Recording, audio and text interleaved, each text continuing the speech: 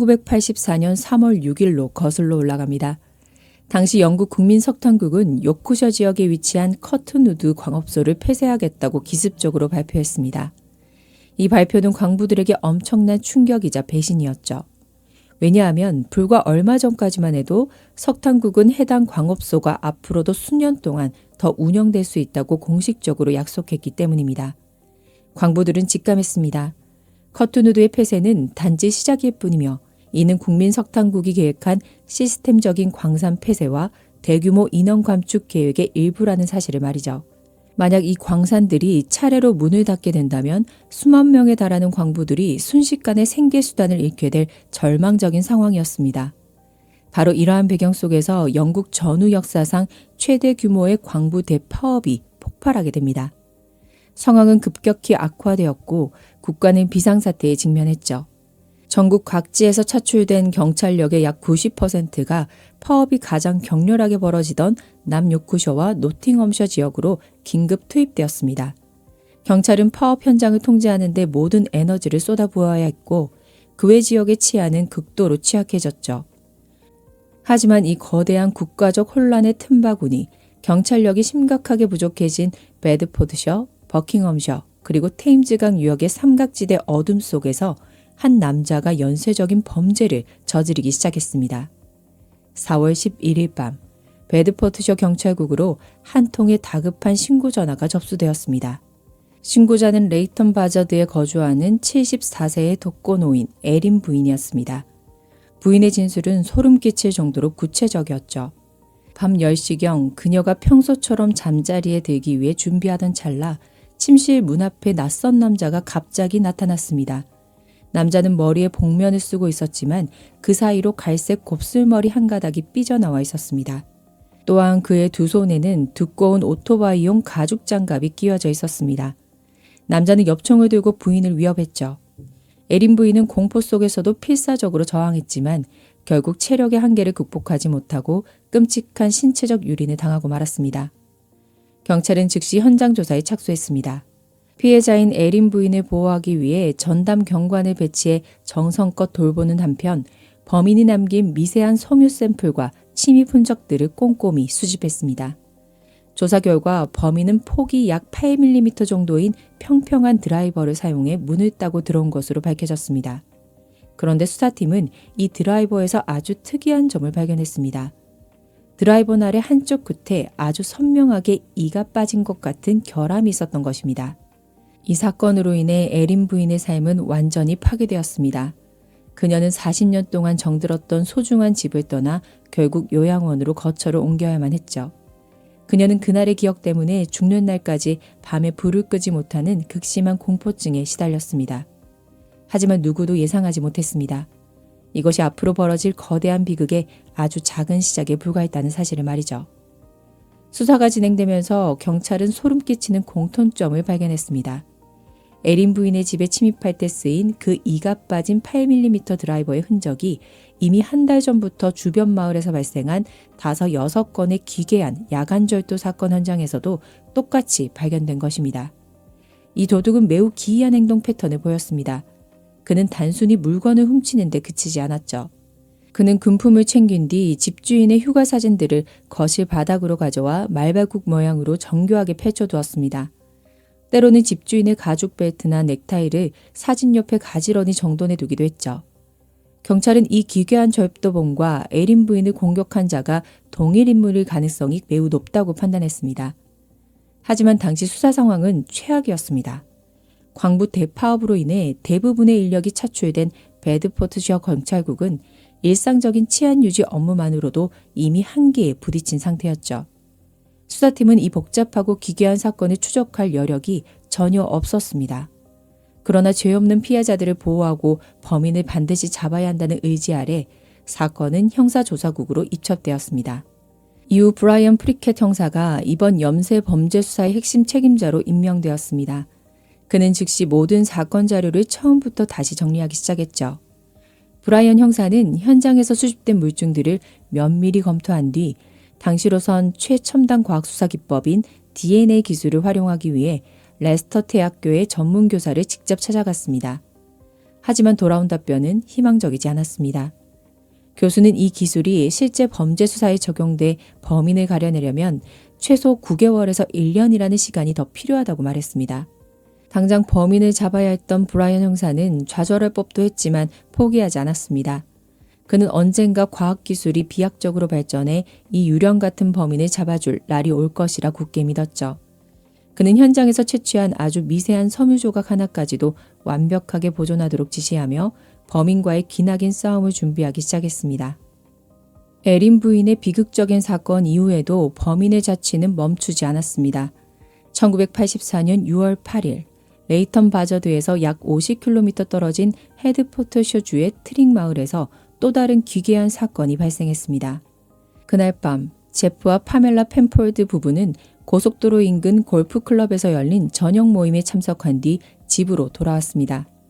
그런데 현관문에 들어서자마자 이상한 점을 발견했습니다. 전등 스위치를 아무리 눌러도 전기가 들어오지 않았던 것입니다. 부부는 당황하며 어둠 속에서 움직이려던 찰나 거실에서 들려오는 선명한 텔레비전 소리에 얼어붙고 말았습니다. 부부는 외출 전 분명히 TV를 끄고 나갔기에 등줄기에 소름이 돋았죠. TV 화면에서 뿜어져 나오는 희미한 빛에 의지해 거실을 살피던 부부는 경악스러운 광경을 목격했습니다.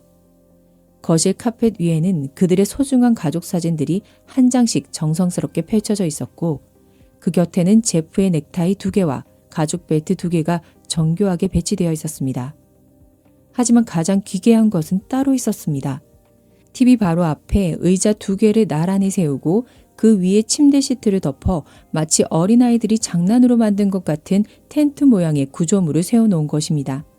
이 소름 끼치는 광경을 본 부부는 즉시 집 밖으로 탈출해 경찰에 신고했죠.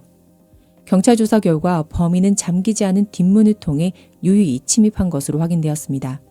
범인은 부부가 귀가하는 소리를 듣고 급하게 현장을 빠져나간 듯 보였습니다. 하지만 그가 도망친 지는 불과 얼마 되지 않은 것 같았죠. 부엌 식탁 위에는 그가 방금 전까지 마신 것으로 보이는 따뜻한 온기가 남은 차 한 잔과 먹다 남은 샌드위치, 그리고 땅콩 몇 알이 그대로 놓여 있었기 때문입니다. 사건 직후 재산을 확인한 결과 현금 120파운드와 파란색 바람막이 점퍼 한 벌, 그리고 땅콩 한 봉지가 사라졌음을 확인했습니다. 그러나 가장 심각한 문제는 따로 있었죠. 집안에 보관 중이던 엽총 한 자루와 탄약 일부가 감쪽같이 사라진 것이었습니다. 경찰은 범인이 남긴 음식 흔적 등을 토대로 그가 단순히 식량과 생필품을 구하기 위해 민가에 침입한 노숙자일 가능성이 크다고 추측했습니다. 하지만 이 추측은 곧 끔찍한 현실 앞에 무너지고 맙니다. 펜폴트 부부 사건으로부터 불과 사흘 뒤 레이턴 바저드에서 다시 한번 거실에 텐트를 치는 기괴한 침입 흔적이 발견되었습니다. 이번 피해자는 40대 중년 부부였죠.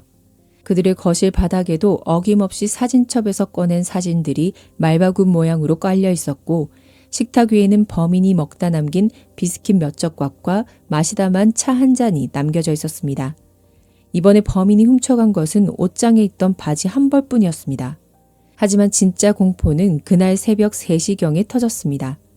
첫 번째 텐트가 발견된 곳에서 불과 800m 떨어진 곳에 위치한 버나드와 린다 잭슨 부부의 집에서 끔찍한 정면 충돌이 벌어진 것입니다. 이상한 소리에 잠에서 깬 남편 버나드 씨는 다급하게 침실 전등을 켰고 그 순간 침대 발치에 서 있는 한 남자를 보고 비명을 지를 뻔했습니다. 남자는 얼굴에 조잡한 복면을 쓰고 있었는데 그것은 훔친 바지다리 부분을 잘라 만든 것으로 보였으며 눈과 입 부분에만 구멍이 뚫려 있었습니다. 더 무서운 것은 그의 손에 들린 엽총이었죠. 버나드 씨는 가족을 지키기 위해 조건 반사적으로 범인에게 달려들어 필사적인 격투를 벌였습니다. 좁은 침실에서 격렬한 유탄전이 벌어지는 와중에 갑자기 탕 하는 굉음과 함께 엽총이 발사되었습니다. 이 사고로 버나드 씨는 손가락 하나가 절단되는 끔찍한 부상을 입었고 극심한 충격과 과다출혈로 바닥에 쓰러졌습니다. 혼란의 틈을 타 범인은 어둠 속으로 도망쳤죠. 출동한 수사팀은 현장에서 범인이 남긴 섬유와 혈흔 샘플을 수집해 정밀 조사를 진행했습니다. 범인은 장갑을 끼고 있었기 때문에 지문은 단 하나도 발견되지 않았죠. 하지만 부엌 바닥에 넘어져 있는 의자 옆에서 결정적인 단서가 발견되었습니다. 그곳에는 범인이 떨어뜨리고 간 파란색 바람막이 점퍼가 있었고 점퍼 주머니 안에는 땅콩 한 봉지가 들어있었습니다. 수사 책임자 브라이언 형사는 이 물건들이 사흘 전 펜폴드 부부의 집에서 도난당한 것임을 즉시 확인했습니다. 이는 범인이 펜폴드 집에서 훔친 엽총을 사용해 잭슨 부부를 공격했음을 의미했습니다. 경찰은 경찰견을 투입해 대대적인 수색을 벌였지만 범인의 행방은 묘연했죠. 유사한 수법의 사건이 연이어 발생하자 경찰은 마침내 모든 사건을 통합해 대대적인 공조 수사에 돌입했습니다. 이 작전의 이름은 현장에서 발견된 단서를 따서 땅콩 작전이라 명명되었습니다. 수사 범위는 인근 5개 주로 급격히 확대되었고 수많은 사법기관이 투입되었습니다. 이는 1980년대 영국 수사 역사상 범인의 특이 행동을 핵심 증거로 삼아 명명된 최초의 중대 사건이었습니다. 영국에서 총기 관련 사건은 매우 이례적인 일이었습니다. 당시 영국은 일선 경찰관들조차 평상시에는 총기를 휴대하지 않고 근무할 정도로 총기 범죄에 엄격한 나라였기 때문입니다. 하지만 이미 버나드 씨가 총에 맞아 중상을 입는 사건이 발생하자 경찰 내부에서는 큰 긴장감이 감돌았죠. 만약 이 위험한 범인을 하루라도 빨리 잡지 못한다면 다음번에는 단순한 부상을 넘어 훨씬 더 끔찍한 비극이 일어날 것이라는 사실이 자명했기 때문입니다. 사건이 알려지자 언론도 즉각 반응했습니다. 위기감을 느낀 기자들이 매일같이 베드포드셔 경찰국에 전화를 걸어 최신 수사 진척 상황을 확인하려 애썼습니다. 수사 책임자인 브라이언 형사는 이 사건이 베드포드셔 한 곳에 머물지 않는다고 판단하고 인근의 헤드포드셔, 버킹엄셔, 그리고 테임즈 밸리 경찰국에 모든 사건 내용을 통보했습니다. 그리고 각 지역 내에 이와 유사한 기괴한 침입 사건이 있었는지 전수조사를 요청했습니다. 조사 결과는 충격적이었습니다. 3개의 주의 경찰이 과거 사건들을 다시 검토해 보니 범인이 문을 따고 들어올 때 이가 빠진 평평한 드라이버를 사용한 사건이 수두룩하게 발견된 것입니다. 브라이언 형사는 이를 통해 해당 지역 내에서만 유사한 수법의 범죄가 무려 40여 건에 달한다는 사실을 확인했습니다. 그 중에서도 가장 끔찍한 사건은 5월 초 베드포드셔에서 약 11km 떨어진 버킹엄셔의 체딩턴이라는 시골 마을에서 발생했습니다. 피해자는 당시 35세였던 하리라는 남성이었습니다. 범인은 하리가 집을 비운 사이 몰래 침입해 집안에 뒤진 끝에 하리의 사냥총 한 자루를 찾아냈습니다. 그리고는 복면을 쓴 채 그 총을 들고 거실 대문에 앉아 하리가 돌아오기만을 기다렸습니다.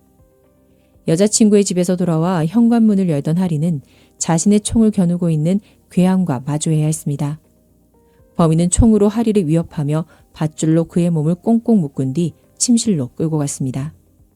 그곳 침실 바닥에도 어김없이 범인의 표식인 가죽 벨트와 넥타이가 정교하게 놓여 있었습니다. 하리는 자신의 집에서 차마 말로 다 할 수 없는 끔찍한 신체적 유린을 당했고 범인은 현금 약 300파운드와 탄약들을 챙겨 유유히 사라졌습니다. 이 사건은 수사팀과 대중을 깊은 절망과 불안에 빠뜨렸습니다. 수사 범위가 5개 주로 확대되면서 땅콩 작전은 더욱 긴박하게 돌아갔습니다. 범인은 남성과 여성, 나이를 가리지 않고 무차별적으로 범죄를 저지르는 극도로 위험한 인물이었죠. 피해자 하리의 증언에 따르면 범인은 직접 맞는 것으로 보이는 복면을 쓰고 있었지만 그 틈으로 갈색 곱슬머리가 보였고 키는 약 175cm의 매우 마른 체격이었습니다. 나이는 대략 20대에서 30대 사이로 추정되었죠. 하지만 수사에 혼선을 주는 부분도 있었습니다. 피해자들마다 범인의 말투나 억양을 서로 다르게 묘사했기 때문입니다. 또한 범행 현장 근처에서 수상한 차량을 봤다는 목격 제보가 단 한 건도 없었다는 점도 수사를 어렵게 만들었죠. 확실한 것은 범인이 오직 밤에만 움직이며 목표를 미리 정하지 않고 무작위로 사냥감을 고른다는 사실뿐이었습니다. 1984년 당시에는 지금처럼 DNA 분석 기술이 발달하지 않았고 CCTV나 휴대전화 위치 추적, 고속도로 카메라 같은 첨단 장비도 전혀 없었습니다. 수사팀은 오로지 발로 뛰는 탐문 수사와 속옷법에 의존할 수밖에 없었습니다. 브라이언 형사는 범인이 밤에만 활동하는 점에 착안해 대규모 비밀 잠복 작전을 지시했습니다. 20명의 정예 요원들이 야간 근무조로 투입되었습니다. 그들은 밖에서 안이 보이지 않도록 유리창에 검은 막을 입힌 승합차에 나눠 타고 전용 무전기 주파수를 맞춘 채 대기했습니다. 각 차량에는 땅콩 번호가 부여되어 바둑판 위의 말처럼 주요 길목과 운하, 도로가 교차하는 다리 위에 배치되었습니다. 수사팀은 더욱 정밀한 감시를 위해 군부대에서 야간 투시 카메라와 야간 투시경까지 빌려왔죠. 보안을 위해 언론에는 이 작전을 보도하지 말아달라고 간곡히 요청했습니다. 그러던 1984년 7월 10일 새벽 2시 30분경 레이턴 바저드에 살던 한 신혼부부가 잠결에 들린 이상한 소리에 눈을 떴습니다. 복면을 쓰고 총을 든 남자가 열려있던 창문을 통해 그들의 침실로 침입한 것이었습니다. 하지만 침입자를 발견한 여주인이 온 동네가 떠나가라 날카로운 비명을 지르기 시작하자 당황한 범인은 범행을 중단하고 아래층으로 급히 달려내려가 어둠 속으로 도망쳤습니다. 경찰이 즉시 현장에 도착해 수색을 벌였지만 이번에도 야간 작전은 실패로 돌아갔고 범인은 잡히지 않았습니다. 현장에는 범인이 마시다 남긴 차와 거실에 임시로 세워둔 기괴한 시트 텐트만이 남겨져 있었죠. 며칠 뒤 자정, 여우는 다시 한번 어느 부부의 침실을 습격했습니다. 이번에는 더욱 잔인했습니다. 그는 복면을 쓰고 엽총을 든 채 부부를 위협하여 아내에게 남편을 밧줄로 묶도록 강요했습니다. 그리고는 남편이 지켜보는 앞에서 아내에게 끔찍한 신체적 유린을 저지른 뒤 다시 어둠 속으로 자취를 감췄습니다. 신고를 받은 경찰은 즉시 60여 명의 정예 경관과 경찰견을 투입해 인근 숲지대를 대대적으로 수색했습니다. 하늘에는 직사광선을 쏘는 헬리콥터까지 동원돼 여우를 숲 밖으로 몰아내려 했었죠. 하지만 무려 9시간 넘게 이어진 필사의 수색에도 불구하고 여우의 흔적은 발견되지 않았습니다. 다행히 이 사건의 피해 부분은 범인의 실체에 다가갈 수 있는 아주 중요한 단서들을 증언했습니다. 범인은 영국 북부 지역에 억양을 썼으며 시계를 왼쪽이 아닌 오른 손목에 차고 있었다는 점입니다. 또한 그의 몸에서는 아주 깨끗하고 상쾌한 비누 향기가 났습니다. 이는 그가 정처 없이 떠도는 노숙자가 아니라 정기적으로 씻고 옷을 갈아입을 수 있는 고정된 거처가 있는 인물임을 시사하는 결정적인 증거였습니다.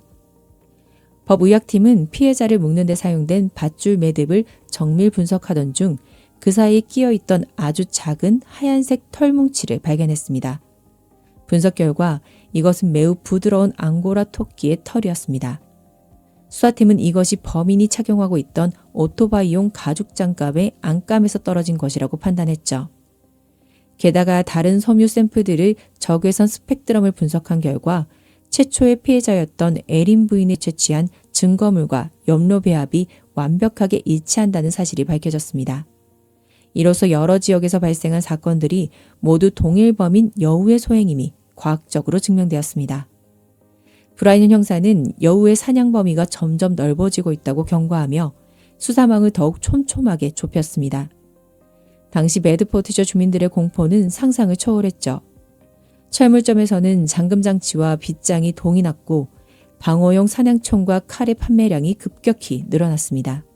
밤마다 아버지는 무기를 손에 든 채 거실을 지켰고 마을 남자들은 2인 1조로 조를 짜서 동네를 순찰했습니다. 신문에는 여성들이 사격 훈련을 받는 사진이 실릴 정도로 사회적 긴장감이 높았지만 브라이언 형사는 돌발 상황을 우려해 주민들의 개인적인 무장을 자제시켜야 했습니다. 그러던 7월 13일 여우는 다시 한번 끔찍한 범죄를 저질렀습니다. 당시 집주인은 휴가를 떠난 상태였고 집안에는 18살 소녀와 그녀의 21살 남자친구 그리고 17살 남동생만이 남아있었죠. 범인은 침입하자마자 거실의 스탠드 전등 전선을 거칠게 잡아당겨 끊어버린 뒤 그 전선으로 세 사람을 모두 결박했습니다. 그리고는 무려 3시간 동안 세 사람 모두를 번갈아가며 유린하는 잔인한 만행을 저질렀습니다. 피해자들은 범인이 흰색 줄무늬가 있는 티셔츠와 청바지 그리고 미색 신발을 착용했다고 진술했죠. 검은 마스크 위로는 여전히 갈색 머리카락이 보였고 키는 약 175cm 정도였습니다. 특히 그가 물건을 짚거나 행동할 때 왼손을 주로 사용하는 왼손잡이라는 사실이 새롭게 밝혀졌습니다. 경찰은 범인이 밟았던 전등 받침대에서 선명한 발자국 하나를 추출하는 데 성공했습니다. 8월 2일 사건은 베드포드셔에서 250km나 떨어진 남요크셔의 로더럼 프램프턴 마을로 이어졌습니다. 이곳의 피해자는 범인이 영국 북동부 다람 지역 특히 피터리를 중심으로 한 반경 32km 이내에 독특한 억양을 썼다고 아주 구체적으로 제보했습니다. 이제 수사팀은 여우가 두 지역을 왕래하는 일을 하거나 그 지역 출신일 가능성에 무게를 두고 범인의 본거지를 향해 마지막 추적을 시작했습니다. 수사망이 좁혀오던 1984년 8월 17일, 여우는 다시 한번 범행을 저질렀습니다. 그는 복면을 쓰고 총을 든 채 보이스 부부의 집에 침입했죠. 범인은 가장 먼저 전화선을 끊어 외부와의 연락을 차단한 뒤 넥타이와 벨트로 보이스 씨의 몸을 뒤로 묶었습니다. 이어 보이스 부인 역시 전화선과 넥타이로 결박한 뒤 끔찍한 유린을 저질렀죠. 범인은 현장을 떠나면서 자신의 흔적이 남은 침대 시트 한 장을 챙겨 달아나는 치밀함을 보였습니다. 하지만 바로 다음 날인 8월 18일, 사건은 예상치 못한 곳에서 해결의 실마리를 찾게 됩니다. M18 고속도로와 인접한 어느 들판에서 한 농부가 낮은 나무에 걸려있는 장갑 한 짝을 발견한 것입니다. 마침 그 근처를 지나던 경찰차를 본 농부는 장갑을 전달했고 경찰은 그것이 여우가 이전 사건들에서 사용한 장갑과 매우 흡사하다는 사실을 즉시 알아차렸습니다. 경찰은 해당 구역을 즉시 봉쇄하고 대대적인 수색을 시작했습니다. 그 결과 범인이 훔쳐갔던 침대 시트와 엽총, 은색 마스크, 그리고 나머지 검은색 장갑 한 짝을 모두 찾아냈습니다. 현장에는 부러진 나뭇가지와 타이어 자국, 그리고 덤불에 묻은 선명한 페이트 흔적이 남아있었죠. 브라이언 형사는 범인이 차량을 몰고 이곳을 지나다 나무와 충돌했음을 직감했고 차량이 해치백 스타일일 것이라고 추정했습니다. 또한 수사팀은 총기 가방에서 범인의 지문을 채취하는 데 성공했죠. 하지만 당시 영국의 지문 데이터베이스는 전산화되지 않아 수동으로 일일이 대조해야 하기에 시간이 매우 촉박했습니다. 범인이 증거를 찾으러 현장에 다시 돌아올 것을 우려한 브라이언 형사는 대담한 작전을 세웠습니다. 지역 버스 회사와 협조해 M18 고속도로에서 대형 교통사고가 발생한 것처럼 위장해 극심한 정체를 유발한 것입니다. 이 혼란을 틈타 조사관들은 범인 모르게 현장을 아주 철저하게 감식할 수 있었습니다. 증거물들은 곧장 헌팅던 범죄연구소로 보내졌습니다. 분석 결과 차량의 페인트는 7919번 하베스트 골드 색상이었으며 차종은 오스틴 일레그로로 특정되었습니다. 또한 시트에 남은 흔적을 통해 범인의 혈액형까지 확인되었습니다. 이제 경찰은 범인의 키, 혈액형, 머리 특징, 차량 모델, 침입 도구, 그리고 그가 왼손잡이라는 사실까지 완벽한 프로필을 확보했습니다. 그 사이에도 여우는 피터리에서 2건, 베드포트셔에서 11건의 범행을 더 이어갔습니다. 경찰이 그의 총기를 회수한 뒤부터 그는 칼을 휘두르며 주민들을 위협했죠. 주민들의 불안과 불만이 폭발하자 경찰은 200명의 인력을 추가로 투입했고 이 사건은 국가적 최우선 과제로 격상되었습니다. 금색 오스틴 알렉으로 차량에 대한 제보를 받기 시작하자 1시간 만에 무려 250통의 전화가 쏟아졌습니다. 수사팀은 1,500명의 차주와 3,000명의 용의자 명단을 확보했죠. 1984년 9월 11일 조사관 헝크스와 톰킨스는 용의자 명단에 있던 말콤 페어리어 집을 방문했습니다. 집 앞에는 금색 오스틴 알레그로가 세워져 있었고 차체에는 예상대로 긁힌 자국이 있었습니다. 페어리는 갈색 곱슬머리에 마른 체격을 가졌으며 말투 역시 다람 지역의 북부 억양이 뚜렷했습니다. 그는 수사관의 질문에 계속해서 기억이 나지 않는다며 회피했죠. 톰킨스 형사는 차량 안을 살피던 중 도구함에서 날 끝이 빠진 8mm 드라이버를 발견했습니다. 또한 뒷좌석에서는 복면을 만들기 위해 바지다리 한쪽을 잘라낸 작업복을 찾아냈죠. 마지막 확인을 위해 톰킨스 형사는 페어리에게 시계를 건네며 잃어버리지 않게 조심하라고 말했습니다. 그러자 그는 자연스럽게 왼손으로 시계를 받아 오른손목에 찼습니다. 모든 특징이 일치하는 순간이었습니다. 그는 현장에서 즉시 체포되었죠. 말콤 페어리는 1952년 8월 17일생으로 가난한 광부의 아들로 태어났습니다. 9남매 중 막내였던 그는 어린 시절 아버지를 여의고 지독한 가난 속에서 자랐죠. 심한 말더듬증과 실독증 때문에 학교에서 따돌림을 당하다 결국 중퇴했고 성인이 된 후에도 단순 육체노동밖에 할 수 없었습니다. 그는 청소년 시절부터 절도로 수차례 복용했으며 평소 폭력적이고 선정적인 영상물에 깊이 집착했습니다. 두 번의 결혼 모두 그의 폭력성 때문에 실패로 끝났죠. 1983년 그는 형의 집에 얹혀 살기 위해 베드포트셔로 이주했습니다. 그곳에서 그는 남부 지역의 부유한 삶에 강한 질투심을 느꼈고 이를 범죄로 해소하기 시작했습니다. 그는 체포된 후에도 총을 들고 있을 때 나는 왕이었다는 소름 끼치는 말을 남기며 전혀 반성하지 않았습니다. 1984년 9월 14일 말콤 페어리가 법정에 처음 모습을 드러냈을 때 법원 밖은 분노한 시민들로 가득 찼습니다. 그는 머리에 회색 담요를 뒤집어 쓴 채 경관들의 호의를 받으며 법정으로 들어갔죠. 재판에서 그는 무려 81건의 혐의를 받았지만 시종일관 무표정한 얼굴로 누구도 해치고 싶지 않았다고 주장했습니다. 변호인은 그가 교육을 제대로 받지 못했고 영상물의 영향을 받았다고 변호했지만 판사는 그를 향해 수많은 가정의 평온을 짓밟은 타락의 대변자라고 일갈했습니다. 1985년 2월 법원은 그에게 입증된 주요 제목들에 대해 6번의 종신형을 선고했습니다. 수사 책임자 브라이언 프리켓 형사와 그의 팀은 영국 사회로부터 최고의 찬사를 받았죠.